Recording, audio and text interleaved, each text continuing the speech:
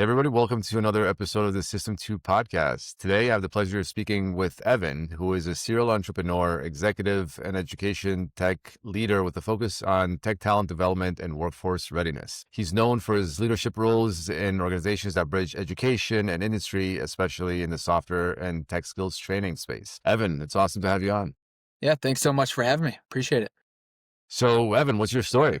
Man, as I think alluded to, I've been an entrepreneur my entire life, for better or worse. I grew up in a household of entrepreneurs and professional athletes before that. So certainly surrounded by go-getters and people who like to take charge of and control their own destiny. I certainly followed suit. Generally starting businesses, early on in my career, I would say more kind of lifestyle businesses. My first business is probably at like 17, 18. Allowed me to travel the world, do a lot of really cool, have a lot of really cool experiences. Ended up taking things a little bit more seriously as with each kind of subsequent venture. But all of the businesses that I started, one way, shape, or form was kind of trying to help other people self-actualize their potential. I did that through health and wellness applications, corporate wellness, to now EdTech, where we're helping folks everything from, people changing careers entirely to upskilling and just, accelerating or advancing their career. I did a tour of duty at a firm called P33 Chicago. It's one of the Pritzker's firms. It's a nonprofit. But it was a really cool way of giving back to the ecosystem that had been so supportive of me throughout my entrepreneurial journey. And I've always been based here in Chicago. One of the nice experiences that I got to do there is we did a lot of work with the startup ecosystem and how can we really help early stage founders access the capital, networks, and knowledge that they need to be successful. So we created a couple programs pre me, and then I helped create a program called Speed Round. And across those programs, we helped, a number of startups raise north of $200 million. And then I started actually investing in early stage pre-seed, seed, Series A companies, most notably Figure, the robotics company. And what was nice, going from kind of the operator seat to the investor seat is, really accelerates your ability to develop pattern recognition across a lot of other people's experiences, and notably be able to sleep at night and have weekends and not be worrying about payroll and all the fun challenges that come with entrepreneurship. But ultimately, I'm an operator through and through, and the operator seat was pulling me back into the action. And one of the companies that I had been hiring from as I was building tech teams, back in the day, was Coding Temple. And, I think I stepped in as CEO in 2023, January of 2023. And we've doubled the business since then, and definitely one of the hardest ed tech markets of my lifetime, for sure. So super proud of the team, and fortunately was able to leverage a lot of the lessons that I learned through my own experiences, as well as the incredibly smart founders that I had the privilege of being able to invest in or help support in the early parts of their journey, to I'd like to think help influence some of the success that we've had over the last couple of years. But that's what's kind of got me to where we are today. I love it. Going back to your childhood, you said your parents were professional athletes. Yeah, like tell me more about that and how that sparked your early interest in health and wellness. Yeah. So my father and his brother were NFL athletes. My dad played for the Cowboys. My uncle played for the Bears, and then I guess my mom's brother played in the MLB. So he's a professional baseball player. So we had a lot of professional athletes in the family, and when you said that you were going to try to go pro, people didn't look at you like you were crazy, but they, certainly instilled in you that it was going to take a lot of hard work. And I think that hard work and sense of kind of resilience and determination was a foundational trait that we all learned seeing these types of figures and how they approach life. But even after their, professional, their stint as professional athletes, All of them were very ambitious professionally outside of the football field in my father's case. And he started a number of businesses. He was on the Sports Illustrated cover once as an athlete, and then he was inside Sports Illustrated as a result of some of the business success that he had. So all of these things, are incredibly formative, as you could imagine. And, you look at your father as a hero, and it just always had a really big influence on me and probably determined my career trajectory before I even kind of consciously realized it. I mean, I went to college and I don't think I ever talked to a career advisor and explored different kind of paths of where I was going to get a job. I started my first business before I went to college. So that was always going to be the journey I was on. Did you ever want to go pro yourself, or did you were more influenced by the business side of what your dad was doing? Yeah, good question. I thought I put this behind me. No, I did. I did want to go pro. Certainly, football was an identity for me, and that was what I was going to focus on. Fortunately, had a string of injuries starting my junior year. I was getting cortisone shots in my back. It was kind of a mess, and ended up cutting that dream short. But fortunately, I was able to channel that energy and commitment and discipline into this other aspect of my life. So what was this first business that you started when you were 17 that let you travel the world? Yeah. So one of the businesses that my dad started was in commercial construction and development. So we did a ton of work with like the Navy and large enterprises to build out, office buildings and things like that. So I started a commercial construction company. My dad's company was getting larger, couldn't take advantage of certain smaller jobs. I started a company that was able to take advantage of some of those jobs and was able to experience a reasonable amount of success in a very quick time frame, and probably jaded my initial kind of entrepreneurial perspective of how challenging it can be to start something from scratch because of the accelerant that my father was able to provide. But nevertheless, was able to do that. And I think one actually important takeaway from that is, despite the kind of early success and that it did allow me to travel the world, and maybe some of my other businesses were more important in that aspect of my life where I was able to travel a lot. What I learned was, despite the economic benefits of that business, I absolutely hated the business that I was in. I had no passion for that specific business. The people that generally I built an organization around were just very different temperamentally to what I was trying to do and what I was trying to ultimately develop in my life. So economic success, that was fantastic. There are benefits to that. But ultimately, if you're waking up every day and dreading going to work, and barely making it through the day, or kind of watching the clock and hoping that 5 o'clock hits, I realized very quickly, and fortunately early on in my life, that is just not a way that I'm going to spend my time. Right. And fortunately, I never have since. Every business I've started, I kind of skip to work in the morning or skip to my office that's in my place. And I've, really kind of followed my nose and my passion since then. What's unique about this from other conversations I've had in the past is when kids go into their family business, it's usually like you're going into the actual family business and there's all sorts of pros and cons and drama that are associated with that. But you did something like significantly different where it's like, yeah, it's basically the family business, but I'm handling my own projects, the small projects that dad doesn't care about. And you have more autonomy, but you're still leveraging, some of the knowledge connections that your father had made. On paper, it sounds like a great idea. Was it? Like, I mean, besides the fact that you didn't really care about this particular industry, I talked to a lot of people that are like kind of hesitant about going to their family business, but if they could carve out a niche for themselves doing it, it sounds kind of cool. But I don't know, at the same time, I can also see like your dad still kind of looking over his shoulder because it's his reputation on the line. So I don't know if it does solve anything or not.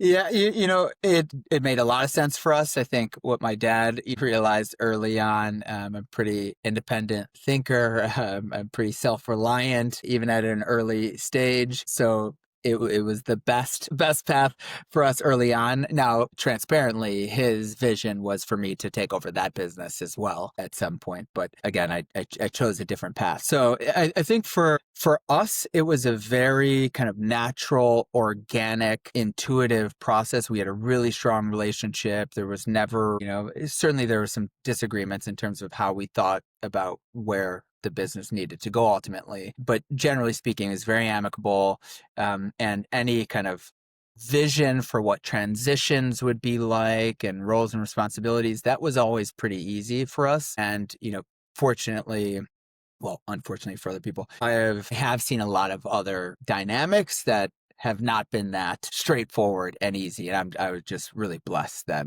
our situation was like that.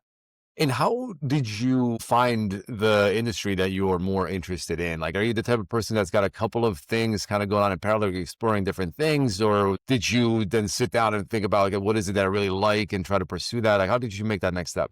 Really good question. And I think it's that type of advice that everyone understands and takes on its face that, sure, if I could find a way to make a living doing something I'm passionate about, obviously that sounds like a practical and beneficial and a superior path to doing something that I don't enjoy. But the actual identification and execution of what those things is, of course, is not nearly as easy, and particularly with people that are dealing with a lot of life constraints. And it's the thing that you're passionate in, something that you can actually make money, in doing in the near term. For me, it was, I had a fortunate situation. I was able to kind of gracefully exit that particular business, and I wasn't worrying about bills immediately. I certainly couldn't retire, but I had some time to kind of take some space and think about what I wanted to do. And rather than kind of sit with a vision board or anything like that, one thing that I was always passionate about and spent a lot of time doing was exercise and fitness generally. And just being an entrepreneur,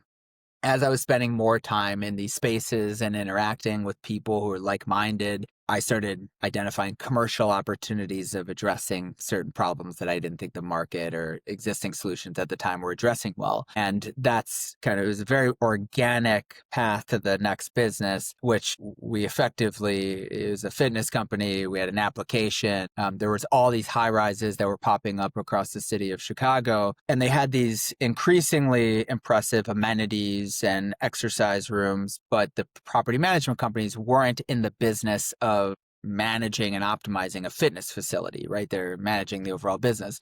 So what we were able to do is come in there and provide a way to optimize that amenity. And we were able to provide a suite of services for the people within those communities. And for a long period of time, because it was so new back then, there was no revenue share with the property management company either. So we effectively created a business where we had gyms across the city that we didn't pay any overhead for, and we kept 100% of the revenue that we were generating out of those facilities. Now, doesn't take a rocket scientist to know that there's probably a timeline on that business model, and that eventually there's going to be some compression of our margins to some degree. So we started exploring other ways of evolving that business, and that's where the digital application came in, and we started doing some corporate wellness and things like that. That was kind of the natural evolution there. What were some of these services that you guys were providing, like personal training, or what kind of stuff was it? Yeah, the things that you would think of, personal training, fitness classes, nutrition, coaching, pretty much summarizes most of it. This is a very clever approach to a business. Is like, yeah, how can you piggyback off of someone else's infrastructure and build something where they're not even, because if you were to do the same thing within a large gym chain, it would be very different and it's much more crowded than going after landlords that don't really care beyond providing an amenity to somebody. Yeah, totally. I think any entrepreneur learns this really, are trying to take advantage of market tailwinds where there is a dynamic outside of you that you can ultimately ride and provide, hopefully, a differentiated service that allows you to get in there, to ride that wave, effectively grow in ways simply as a consequence of the market and opportunities growing, and provide a differentiated service that is more valuable to the customer or the partner in those cases. Was a critical takeaway, and that was one takeaway that, I always tried to replicate later on in my career across ventures. That, in addition to, I would say probably the biggest lesson across all of my ventures, both the ones that we've already articulated, as well as just ventures subsequent to that, and all the companies that I've invested in, would be that I think at the end of the day, it's all about the people. I think my instincts early on where how can I do as much of the work as possible? I think that's kind of a natural founder phase, but clearly you get capped on that really, really fast. And now my job as being, heading up a company with multiple divisions, and we do some inorganic growth and acquire other companies and roll them in. Effectively my job is assembling and developing the best possible team and then just giving them the resources and accountability to be successful. It's a very different kind of orientation, but it's something I would encourage other entrepreneurs out there to be thinking about and trying to move down that spectrum as quickly as they can. Yeah, I mean, it's easier said than done. And to your point about giving up that control in the beginning, especially when this is your baby to somebody else, doesn't always come easily. But you have to figure out how to do it. Otherwise, it's really hard to grow. Amen. How? Okay, so after the fitness company, what happened? Yeah, what happened next? What was the next venture?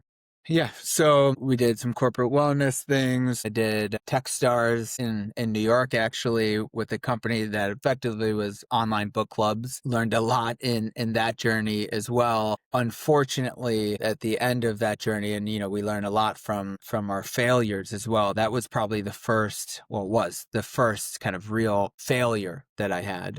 What ultimately ended up happening, we had a meaningful amount of traction as a business. Before we went to Techstars, the business was growing nicely. And then I remember, like it was yesterday, we had this kind of pivotal decision point between myself and I think our COO at the time, where we knew we had an opportunity to go into Techstars, which would take us kind of this venture path, or we could kind of continue on the bootstrapping path, develop this into the sub $10 million business, and he could take it over and kind of ride into the to the sunset or what have you, or we can go this other path which can be more exciting. We're going to learn a lot more.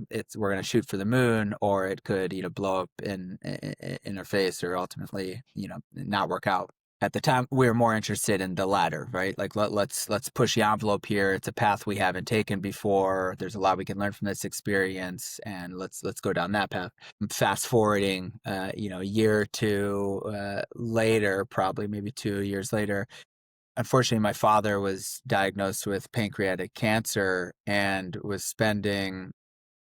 We were trying to close a fundraising round, and I was literally taking investor calls while my father is dying on hospice next to me. A guy who I told you was my hero and trying to emulate. And it was a truly challenging time, as you could imagine, right? You're taking team calls, you're trying to keep everyone excited about the path forward, recognizing that you could potentially run out of money in a very near future. And we thought we had the round closed. At the 11th hour, that round ended up falling apart. Unfortunately, my father ended up passing away soon thereafter. From that experience, there are probably a lot of natural reactions that people have that maybe want to point to either the circumstances with my father or investor dynamics or what have you, or team dynamics that didn't work out, and point to those things as being responsible for that failure. Ultimately, the failure was my fault. I mean, ultimately the decisions that led up to that experience, that result, that outcome were a consequence of my decisions. And that could be maybe demoralizing for some people or discouraging, but for me, it's always been empowering, and it's how I kind of view everything in the businesses that I run, just like an extreme sense of ownership, right? Because ultimately, if it is my responsibility, and if I focus on the things that are under my control, I can do something about influencing the outcomes and influencing our probability of success. And that's kind of always been my posture since it post that experience. That's when I did the tour of duty at P33, and then I started investing in companies at Vitamin Capital. And then, as I shared with you, started at Coding Temple. Say more about that, like on a pivotal moment with your dad there, and like you said, he was a hero to you. Like, what when you're going through all this craziness at work as well, and you're dealing with your dad. Like, how did your dad feel about your career, the path you're going down? Like, did you guys talk about things in those last months, or what was that relationship like towards the end? Yeah, good question. We've always had a pretty good, positive relationship. And fortunately, even though I've always struggled to kind of celebrate any kind of progress or achievements that I've made, he's always been vocal and communicative about those things and how proud he was in and the man that I had become and what I've done, but maybe more importantly, just the person that I am. So he's always been really good about that. He was certainly good about that at the end. And I think when someone's starting to has that kind of visibility into things coming to an end, I think it's a unique catalyst and motivation to express those types of feelings and wanting to spend more time together. But ultimately, my dad was the kind of person. I was looking at texts from him the other day, some of the last conversations that we've had, and he was fighting with his doctors at the time about him being able to go to the gym still 5-6 days a week while cancer's riddling his body and What a guy. he's what I mean. It's like it just for him, like the journey was the point. It was just this endless pursuit of improvement and mastery. That is the person I watched growing up, and it's the person that I emulate, and it's why I am the way that I am. So he's still with me in a thousand ways. Yeah. Well, yeah. How did you think about changing your career? You went to P33 afterwards. I mean, that's got to be a very crucial point in your life where you, I'm sure, started questioning some of your own choices and like coming to terms with things like how figure out how you want to spend the rest of your life after watching him go through that. Like, well, how did that change you? Really good question. There are a lot of things that, as I alluded to, that I learned from my father, both things that I wanted to emulate as well as, things I maybe wanted to do a little differently. And the one benefit that I had from the steps and path that I chose after that experience was the vantage point from which I was learning from experience. And that is to say, the work that we were doing at P33 Chicago, the process of evaluating and investing in and supporting a portfolio of companies at Vitamin Capital, those experiences provided me just like a degree of separation from being in the trenches in one particular thing and being able to see a whole host of different ways of approaching opportunity and entrepreneurship, a whole host of ways of evaluating or of identifying and really defining a customer problem and building solutions that uniquely address those problems, different ways of approaching go to market, different ways of building and thinking about teams. And all of these things not only informed, again, how I would approach ventures later on, but it also informed just the type of life that I wanted to create around myself, right? And it was partly what kind of pushed me back into the operator seat. I like being in the driver's seat. I like being fully immersed in the problems that I'm trying to address, fully immersed in the teams that I'm trying to build. You talk to people that I work with and, they're convinced I don't sleep, right? I like that type of intensity. Everyone doesn't have to do that. But that's how I choose to be ultimately. That's the way I work, if you will. I get more intoxicated by the experience the more I put into it. So again, that experience at P33 and Vitamin Capital provided that kind of perspective that there are really interesting benefits of being up here and being able to unplug at 5:15 and being able to take weekends just to kind of, do hobbies and whatnot. And there'll be a time and a place for that. I'm convinced I'll probably end up back in that kind of seat. But for now, I want to be in the action. Yeah. And yeah, it is interesting to see both sides of it and then to realize that you missed the terribleness. Like if you Yeah. were to present those two options to somebody, it's like you can just let your money work for you and you go home at 5 and you have hobbies, or you can just not sleep. Which life would you choose? I think most people would choose the first one, but that's not always the thing that brings you happiness. It's so true, man. On paper, I'm not insane. Maybe I am insane. Maybe that is the point. But on paper, you compare those two things, and one is just so like objectively superior, it seems like. And yet, those of us that have that bug, man, I mean, we just keep signing up for it, and we know it seems objectively crazy, but we keep doing it. Yeah. Well, all right. So yeah, tell me what you signed up for next. What did you start up once you ended the investing part of it? Yes.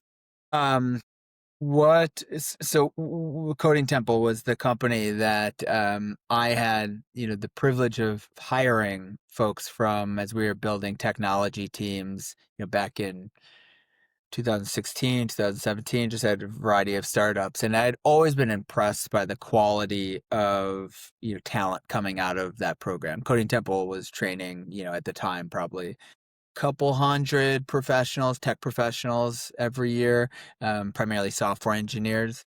And we were, again, leveraging them to build our teams, and had just generally been impressed by the teams, the original founders, their commitment to really building a high quality operation and doing what's in the best interests of their customers, the students and professionals ultimately. Long story short is I ended up coming on as CEO.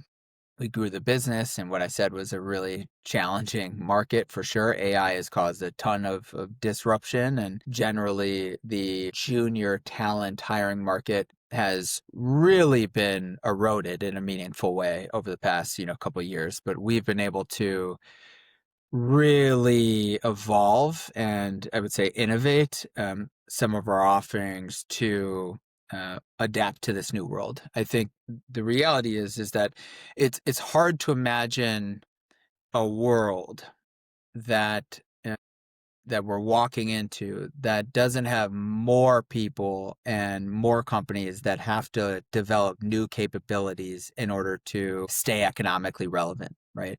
And the traditional pathways that helped both professionals as well as companies bridge those capability gaps ultimately can't keep up, right? You're talking about colleges, universities, community colleges, et cetera. So for us, we have really tried to move quickly to help to first identify the most talented and motivated individuals who need to upskill in order to be prepared for these emerging capabilities that are required by companies. And then we work directly with companies to identify those capability gaps that exist within the companies, and we'll create custom pipelines of folks, professionals to place in those companies, and we will work inside those companies to level up their existing teams as well.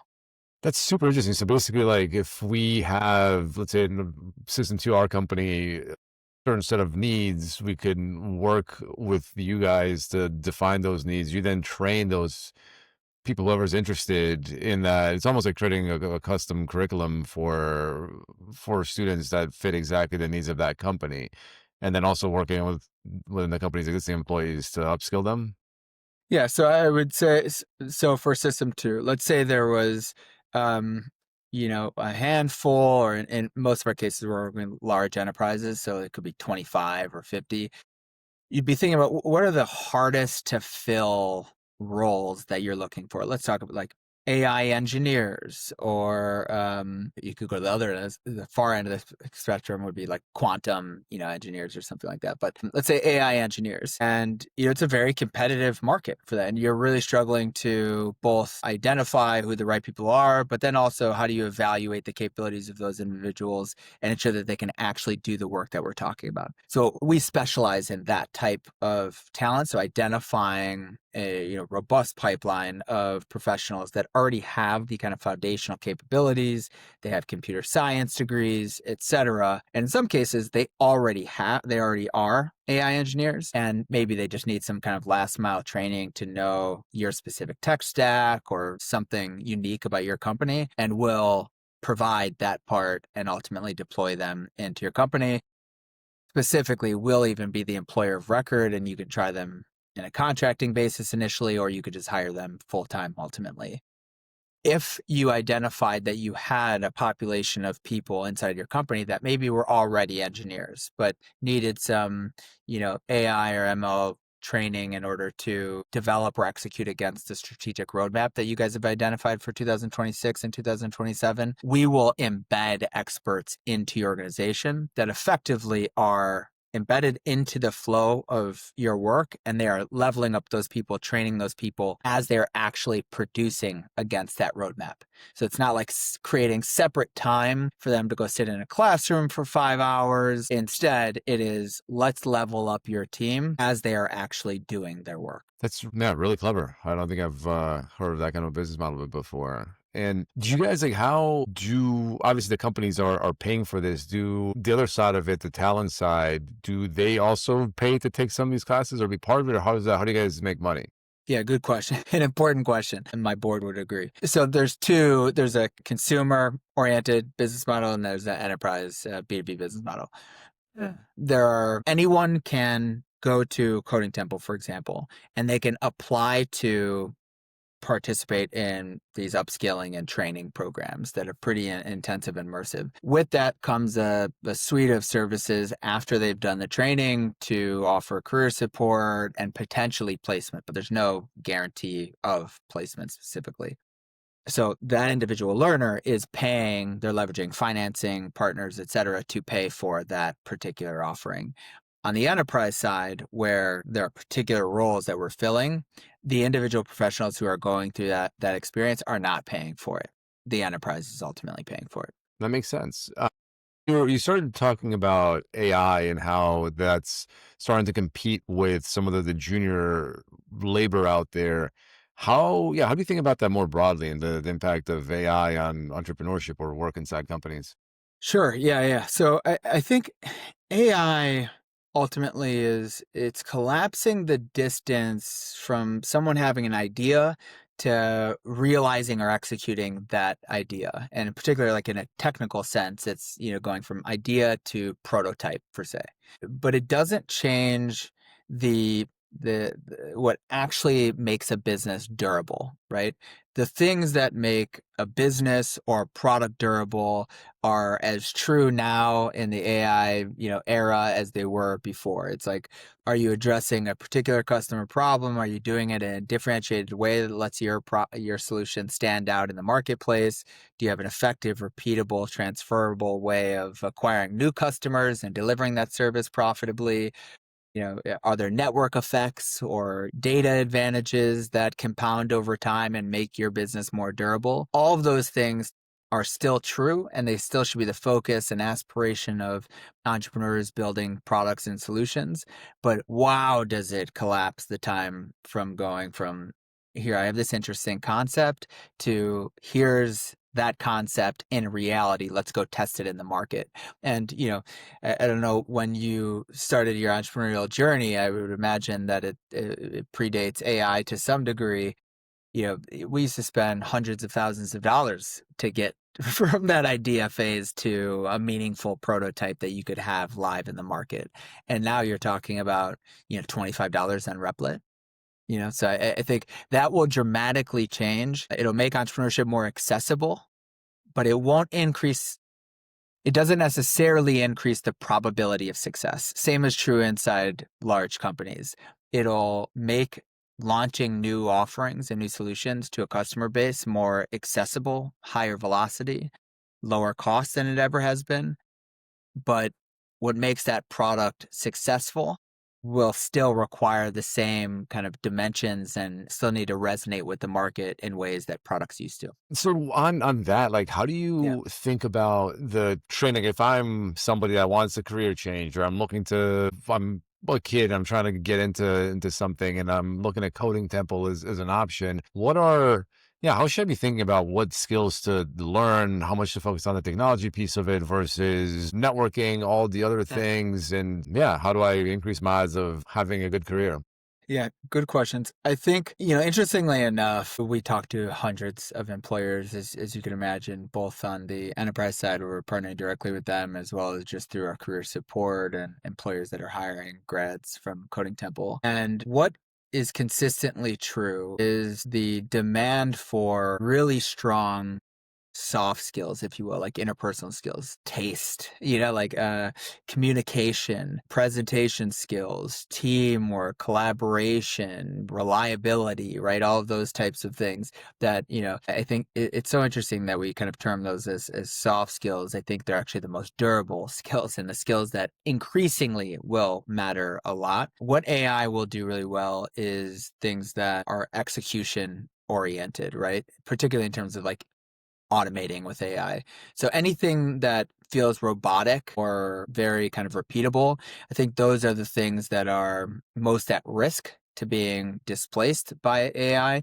But all that is saying is that, some of the tasks that used to make up a particular job are going to be able to be done by AI, but it doesn't change the purpose of that job, or it doesn't eliminate the purpose of that job ultimately, right? I think the purpose will continue to evolve in ways that we've seen technology evolve job roles and functions, historically. So we're going to continue to see that. So I think to your question, if someone's thinking about how they should approach their career, certainly be double down on these durable skills and getting a lot of really high quality practice in the real world of developing that muscle, the ability to communicate effectively, problem solve, etc.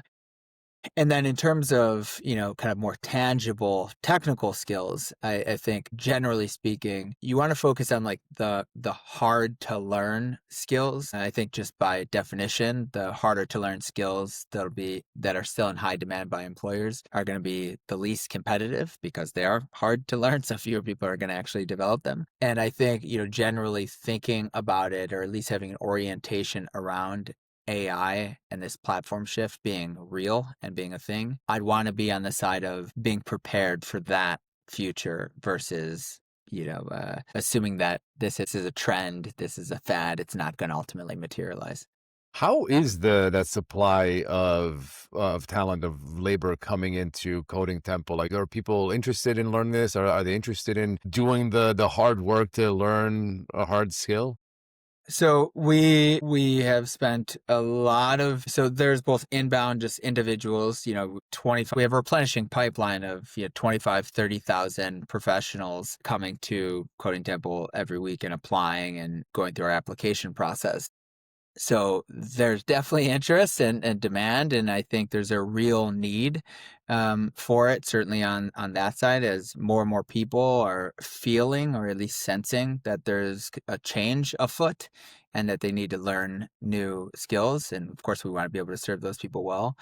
And similarly on the enterprise side, once we have an understanding of what the capability gaps are that these enterprises need, we take a very offensive approach to tap into our various, proprietary pipelines and go find individuals that have that particular set of capabilities and characteristics. And I like the maybe you can say a little bit more about the enterprise piece of it, where your folks are going and sitting next to the employees and helping them with their workflow. Like, what does that shit look like in practice? Like, literally, somebody pulls up a chair next to me and watches me code. How does that work? Yeah, fortunately in remote work, a lot of that experience or dropping someone in happens virtually. But ultimately, look, it stems from even someone who's been, as I said, my purpose has been helping people self-actualize their potential. I'm a lifelong learner. I'm constantly learning and developing new skills, and I constantly am in coaching and encouraging our team to do the same. And still, it is hard to make time away from work to just learn in the kind of conventional sense. And we, of course, recognize that. And we didn't want that to be an impediment for companies and individuals to develop the capabilities that they actually require. So we thought from first principles and deconstructed what we were doing and designed a way for us to be able to take specific subject matter experts who are practitioners and are true experts in the particular capability or technology that your team needs to learn. And we've developed a methodology to drop them in virtually, and where they are, in some cases, leading stand-ups with your technology team. They are doing pair programming with that team. They're doing reviews with that team. And throughout all of those interactions and experiences, they are injecting new knowledge, new best practices, leveling up, not only the individuals on that team, but how that team is working together. So, like agile practices is a common kind of framing in some cases of what is being instituted and embedded into these teams in addition to the specific technology.